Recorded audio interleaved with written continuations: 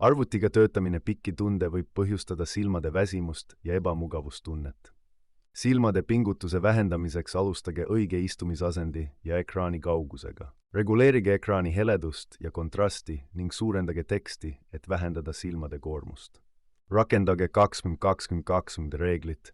Iga 20 minuti järel vaadake 20 sekundit 20 jala umbes 6 meetri kaugusele. Pilgutage teadlikult silmi sagedamini, et hoida need niisked ja vältida kuivust. Tehke regulaarseid pause, et anda silmadele puhkust ja vältida ülekoormust. Jooge piisavalt vett, et hoida oma keha ja silmad hästi hüdreeritud. Kaaluge sinise valguse filtriga prillide kasutamist, mis võivad aidata vähendada digitaalset silmade pingutust. Lõpetage arvuti kasutamine vähemalt tund enne magamaminekut, et anda silmadele aega puhata. Piisav uni on oluline silmade tervise jaoks, seega püüdke saada igal öösel 7-9 tundi und. Rakendades neid meetodeid saate oluliselt vähendada silmade pingutust ja parandada oma üldist heaolu pikaajalisel arvutiga töötamisel.